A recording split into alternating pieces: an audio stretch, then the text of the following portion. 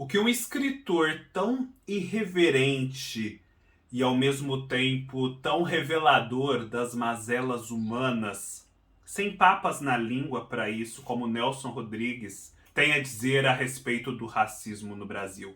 Ele disse alguma coisa, ele era racista, o que ele fez e escreveu a respeito? Pois é, eu também não sabia que o Nelson Rodrigues tinha uma peça que abordava esse tema, Anjo Negro, e que essa peça de 1946 fosse assim tão potente, tão perturbadora e tão desconcertante. Talvez uma das abordagens mais fortes que a nossa literatura já ofereceu para esse tema. É a respeito dela que eu vou falar hoje. Comprando este livro ou qualquer outro produto, desde que através dos links abaixo da Amazon você colabora com o canal. Desde já eu agradeço a sua colaboração. Eu escrevi um texto a respeito de Anjo Negro no meu blog. Nele eu vou além do que eu falo nesse vídeo e me aprofundo ainda mais no texto. Não deixe de conferir, o link está aqui embaixo. Anjo Negro é chamada por Sábato Magaldi, um grande crítico de teatro que fez essa divisão das peças do Nelson e foi confirmado nessa divisão pelo próprio Nelson, como uma peça mítica. Por que uma peça mítica?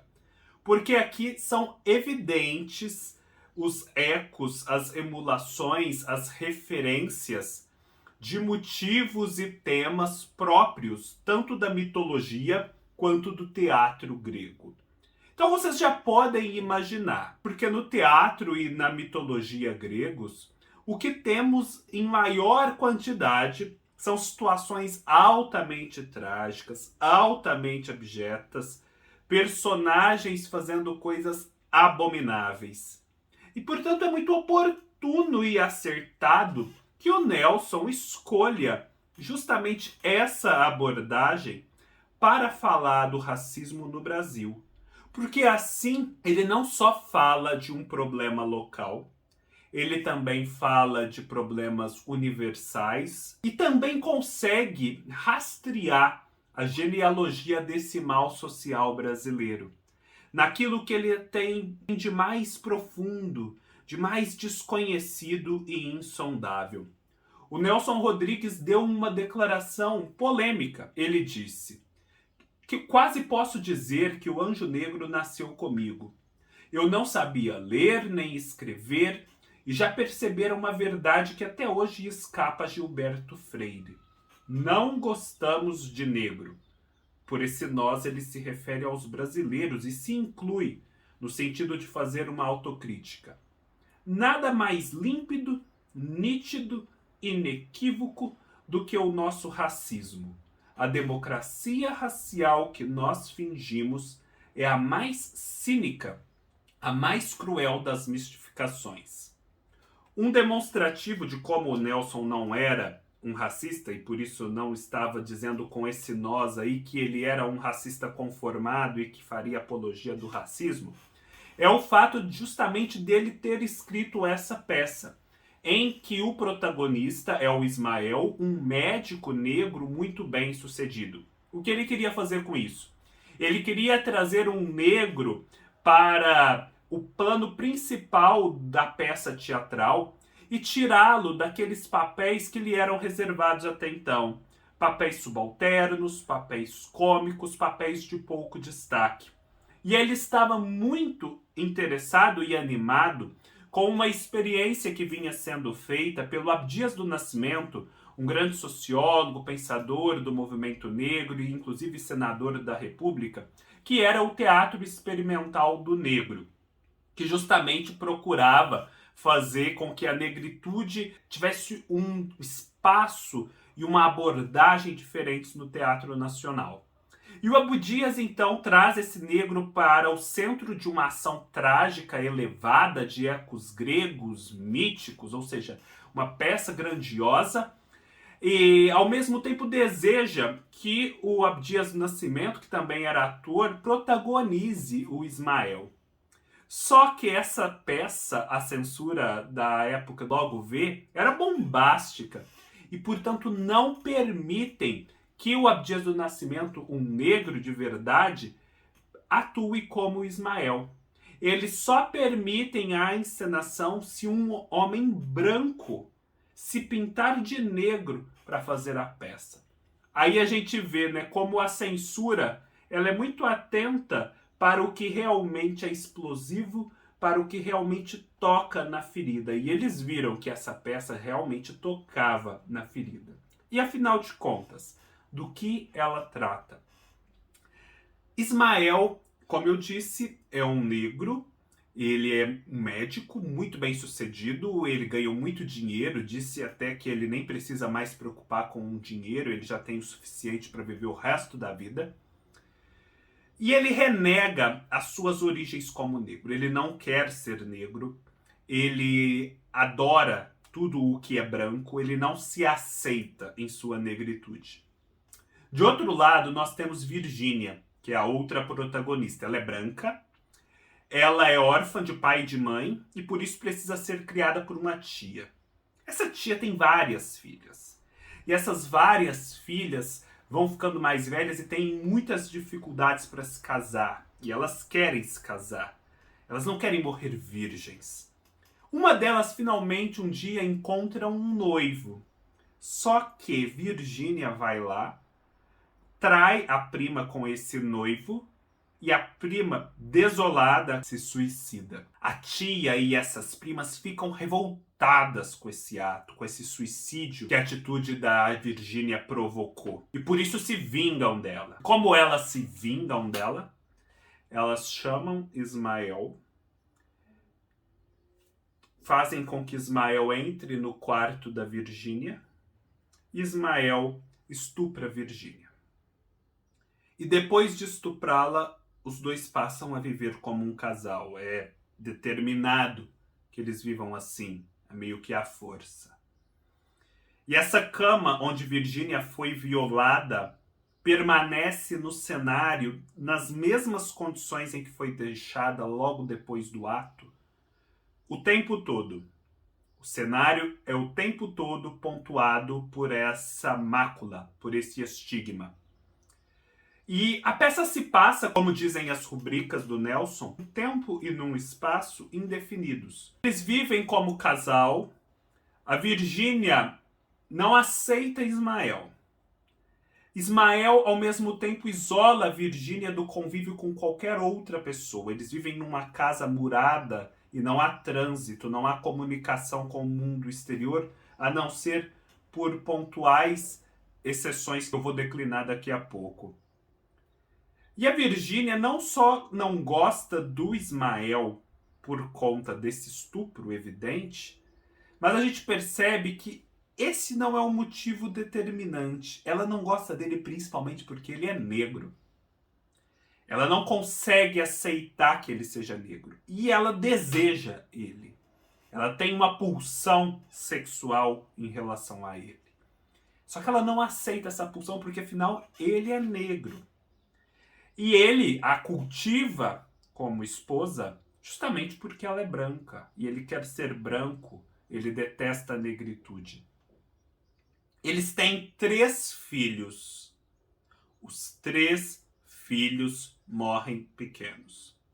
E sempre que esses filhos morrem, tia e as primas vão visitar Virgínia para se certificar de que ela está de fato infeliz. Elas são essas personagens aziagas e funestas que andam num grupo de assombração, de morte, símbolo da morte. E na terceira vez que um filho deles morre criança, ali no velório, um irmão de criação do Ismael chega, esse irmão é branco e é cego. Chega, finalmente faz contato com Ismael. Há tempos eles não se viam, afinal Ismael tinha renegado a família. E esse irmão transmite a maldição que a mãe do Ismael lhe lançara. De que ele não seria feliz, enfim, coisas abjetas aconteceriam na sua vida. Então, existe na vida do Ismael a marca dessa maldição, que é também muito própria dos mitos gregos, né? Algo que se transmite de uma geração para outra. E a Virgínia vê esse homem branco e tem uma relação sexual com ele e engravida desse irmão de Ismael. E o Ismael vai lá e mata esse irmão, dá um tiro no rosto dele. Virgínia mantém a gravidez. Por quê? Porque o que virá será uma criança branca. E de um certo modo será uma forma de o Ismael e ela terem uma descendência que não esteja maculada pela negritude. Esses filhos que morrem, nós vamos descobrir, a morte deles, na verdade, tem uma explicação muito relacionada à não aceitação da sua negritude, ao fato de que eles perpetuam aquilo que em Ismael ele rejeitava. Eles são bebês negros. E a Virgínia também não consegue aceitá-los, porque eles são o resultado da combinação de dois fatores que a perturbam: a rejeição à negritude e o desejo que ela tem por Ismael. Afinal, eles são frutos desse desejo. Essa criança nasce, essa criança branca, a Ana Maria, que na primeira encenação da peça foi protagonizada por Nissete Bruno, e ela é tomada pelo Ismael como uma filha, e o Ismael passa a isolá-la da mãe e a ficar plantando informações e concepções de mundo na cabeça dela, de que só ele é branco, ele diz que ele é branco, e que todo mundo, todo o resto são negros, e negros desprezíveis, abjetos. Ela deve sentir medo deles. E ele consegue dizer que é branco para ela porque ele vai lá e cega Ana Maria para que ela não veja. E como ela não é exatamente uma filha biológica dele, e esse irmão, que é o pai, na verdade era um irmão só de criação, ele tem relações com ela. Relações que, no entanto, têm esse ar incestuoso. E essas relações são uma forma de perpetuar e, quem sabe, extirpar da sua descendência a negritude. A peça é toda ela cheia dessas ações viciosas, desse clima de pântano fétido, pontuada por essa tia e essas primas que são símbolos da morte, do desejo inconcluso, não satisfeito. E há nela também, para ser ainda mais grega, um coro formado por mulheres negras descalças que vão comentando a ação cênica e são, como na tragédia grega, a expressão do senso comum. Há também os carregadores dos caixões, que são homens negros que fazem os seus comentários a respeito do que acontece. E é interessante porque todas as idas e vindas de Ismael e Virgínia são resultantes da combinação do seu desejo sexual, da pulsão a qual eles não conseguem resistir, e depois da rejeição que eles têm dos filhos que geram. Eles conseguem gerar filhos, eles conseguem se perpetuar. Esse desejo sexual tem frutos, só que eles não aceitam os frutos e dão um jeito de que eles não vinguem. De outro lado, nós temos essas primas que têm um desejo sexual fortíssimo, não satisfeito. Elas já são mais velhas, continuam virgens, nunca mais se casarão, e elas sofrem com isso. É interessante como o Nelson retrata, é muito potente essa imagem. Há uma prima, inclusive, que enlouquece de desejo insatisfeito. A vontade dela de ter relações sexuais, de não ser virgem, é tão grande que ela enlouquece, ela começa a uivar. Então, de um lado, a esterilidade por falta de oportunidades, de outro, a esterilidade por opção.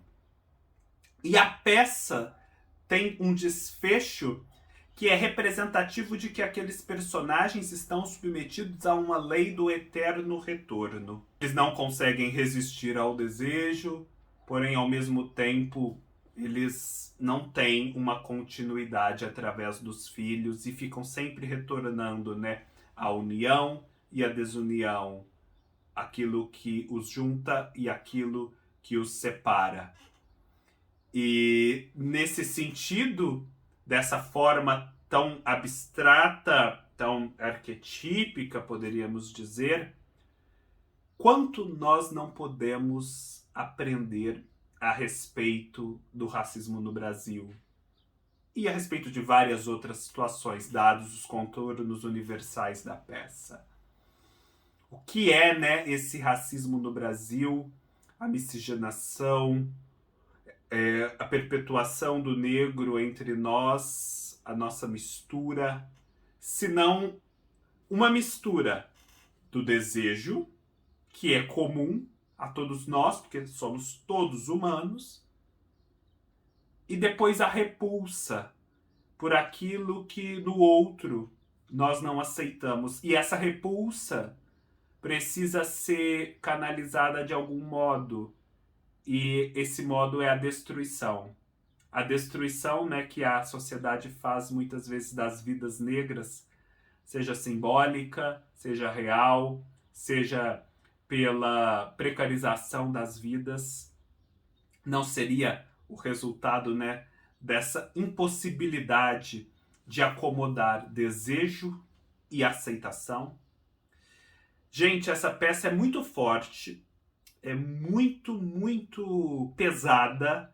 Das 3 peças do Nelson que eu li até agora, é a mais pesada. Só que eu aprendi a ver nela toda essa potência que, assim, não deve nada à melhor tragédia grega.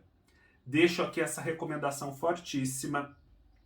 Espero que, assim, vocês tenham entendido tudo o que eu quis dizer aqui.